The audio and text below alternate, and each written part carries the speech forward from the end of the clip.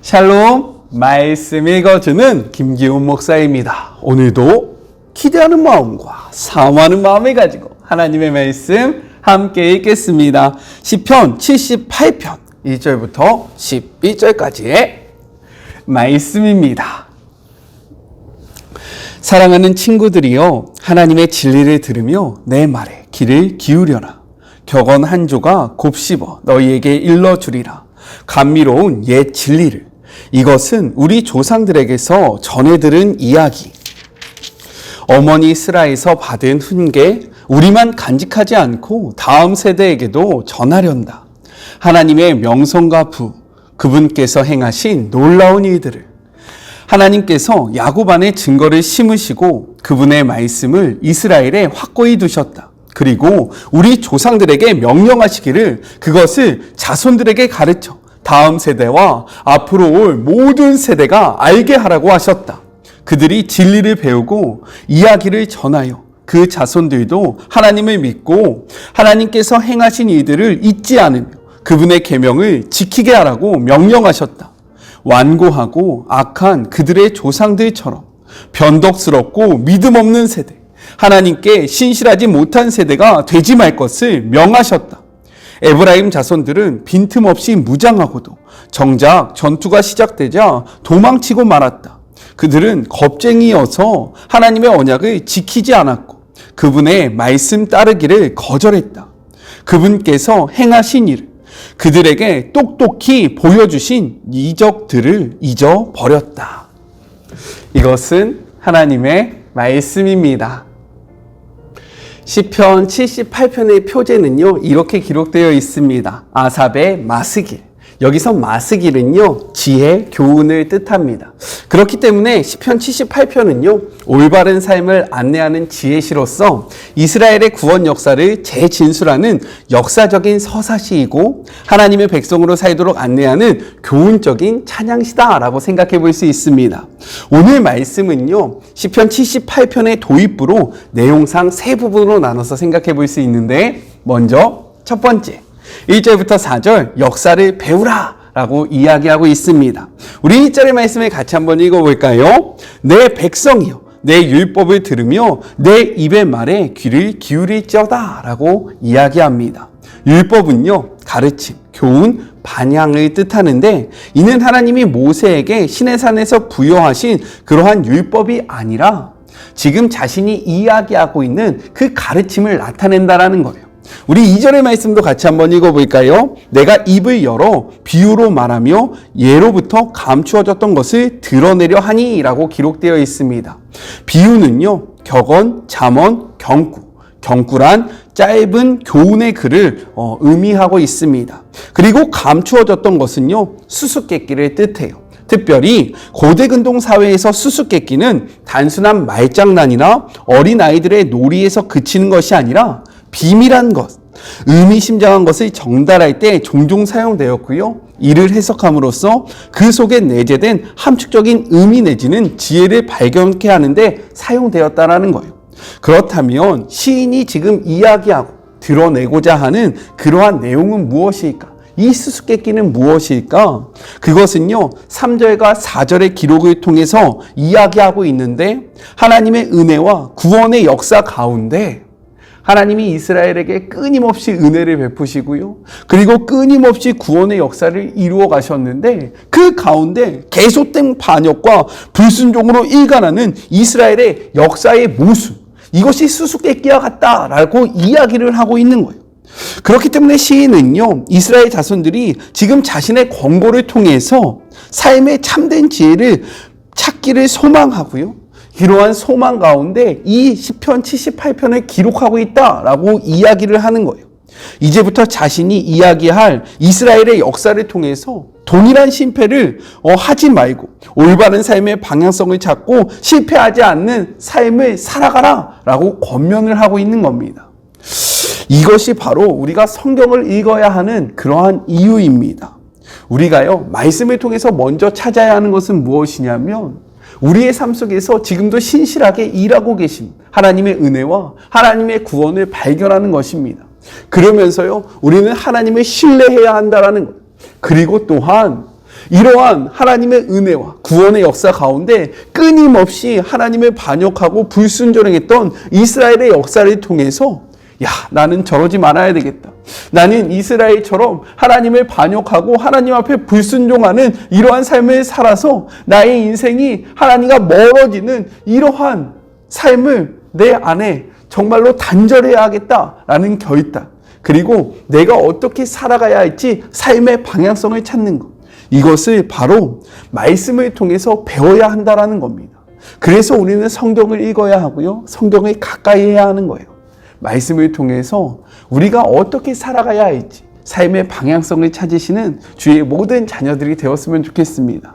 이것이 바로 첫 번째 단락에서 이야기하는 역사에서 배우라라는 내용인 거예요. 아셨죠? 말씀을 가까이 할 때 우리는 승리할 수 있습니다.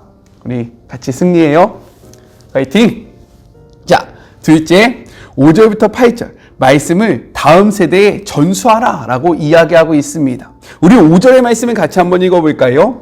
예수께서 증거를 야곱에게 세우시며 법도를 이스라엘에게 정하시고 우리 조상들에게 명령하사 그들을 자손들에게 알리라, 그들의 자손들에게 알리라 하셨으니 라고 기록되어 있습니다.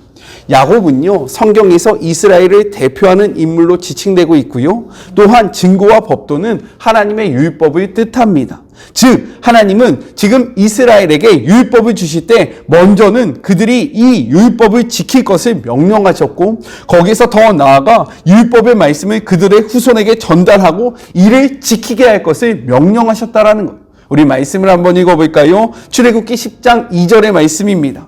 내가 애굽에서 행한 일, 곧 내가 그들 가운데 행한 표징을 내 아들과 내 자손의 귀에 전하기 위함이라. 너희는 내가 여호와인 줄을 알리라 라고 기록되어 있고요, 신명기 4장 9절은요 이렇게 이야기합니다. 오직 너는 스스로 삼가며 내 마음을 힘써 지키라. 그리하여 내가 눈으로 본 그 일을 잊지 말라. 내가 생존하는 날 동안에 그 일들이 내 마음에서 떠나지 않도록 조심하라. 너는 그 일들을 내 아들들과 내 손자들에게 알게 하라 라고 이야기합니다.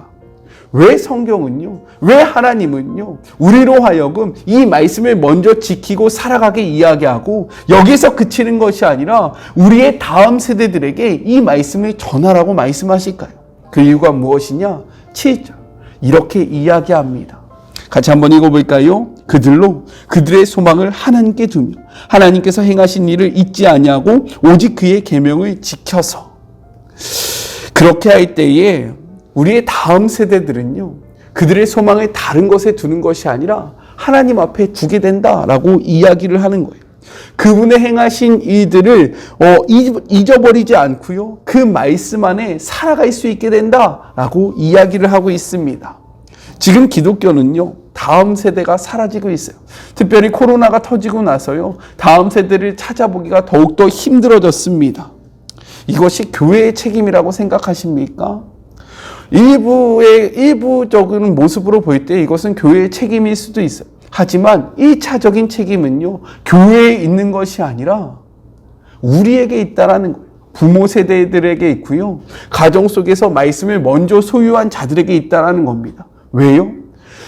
생각해 보시길 바랍니다. 일주일에요, 교회에 있는 시간은 1시간밖에 되지 않아요. 그런데 이 1시간 동안에 다음 세대들에게 하나님의 말씀을 어떻게 온전히 다 전할 수 있겠습니까? 그렇기 때문에 하나님은요, 무엇이라고 이야기하냐면, 말씀을 받은 너희 부모 세대가 자녀 세대와 함께 하면서 너희가 먼저 이 말씀을 올바르게 살아가고 이 말씀을 너희 삶 속에서 살아내면서 너희들의 아들, 자녀 세대, 그리고 그의 자녀 세대에게 이 말씀을 지키게 하라 라고 권면하고 있다는 거예요. 명령하고 있다는 겁니다.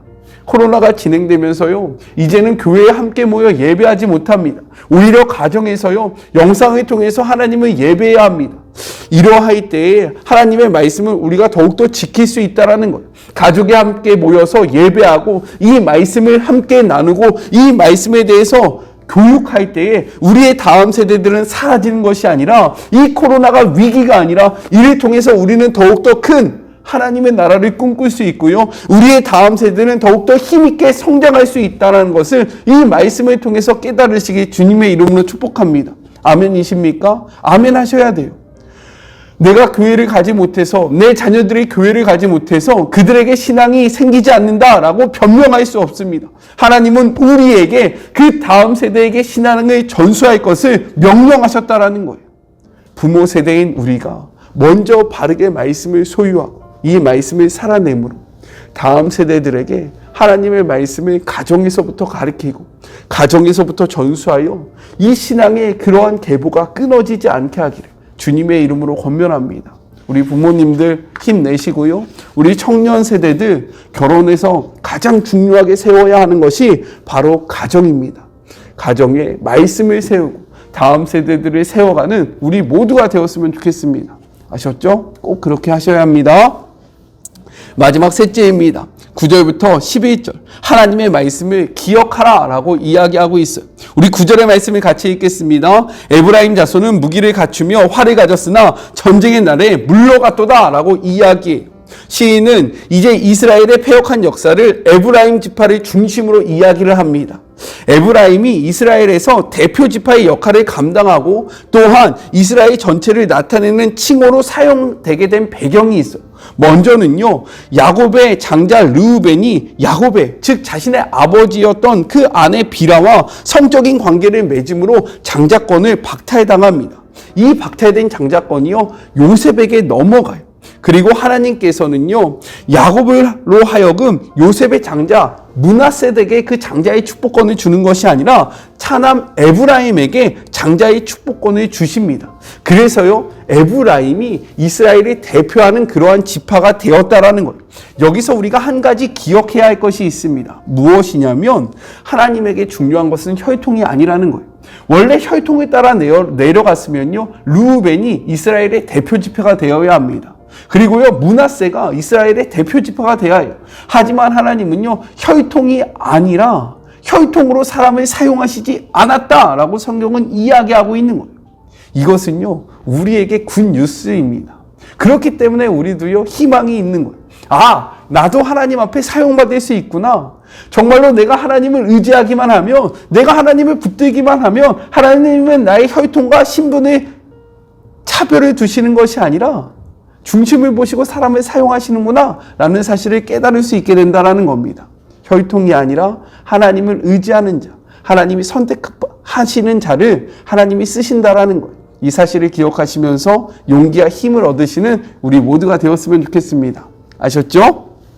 자, 다시 본문으로 돌아가서 무기를 갖추며 활을 가졌다는 것은요 그들이 전쟁 준비할 그러한 준비태세를 다 갖췄다라는 의미이기도 하지만 상식적으로 군사적으로 정치적으로 이스라엘을 주도하는 세력이 바로 에브라임 지파였다라는 것을 나타내기도 합니다. 또한 전쟁의 날에 물러났다라는 것은 다양한 의견들이 있어요. 하지만 이것은 무엇이냐? 전쟁에 승리하지 못하였음을 나타내고 있다라는 거예요. 왜입니까? 왜 그들이 전쟁에 승리하지 못했을까요? 모든 것들을 다 준비했는데 왜 그들은 전쟁의 날에 도망가게 되었을까요? 그 이유 10절과 11절 이렇게 이야기합니다. 먼저 10절입니다. 그들이 하나님의 언약을 지키지 아니하고 그의 율법 준행을 거절하며 11절 여호와께서 행하신 것과 그들에게 보이신 기이한 이들을 잊었도다 라고 이야기하고 있습니다. 그들이 하나님을 잊었기 때문이다 라고 성경은 이야기해요. 왜요? 말씀을 통해서 같이 한번 찾아봤으면 좋겠습니다. 역대하 20장 15절의 말씀이에요. 여호와께서 이같이 너희에게 말씀하시기를 너희는 이 큰 무리로 말미암아 두려워하거나 놀라지 말라. 이 전쟁은 너희에게 속한 것이 아니요 하나님께 속한 것이로다 라고 이야기합니다. 이렇듯 전쟁은 하나님께 속해져 있는데요. 그들은 하나님 없이 전쟁했다라는 거예요. 그들이 갖고 나간 것, 무기, 활, 여러 가지, 자신의 힘, 이런 것은요, 전쟁에 있어서 아무것도 중요하지 않다라는 겁니다. 전쟁에서 가장 중요한 것은요, 하나님의 존재의 유무였는데, 하나님이 없는 전쟁에서 어떻게 승리할 수 있겠습니까? 우리의 삶도 마찬가지라는 거예요. 우리의 인생에서 가장 중요한 것, 그것은 하나님입니다. 그런데 우리가 하나님을 기억하지 못하고 하나님을 바라보지 못하고 하나님의 계명을 잊어버리면요 우리는 세상에 나가서 백전백패를 할 수밖에 없다라는 거예요.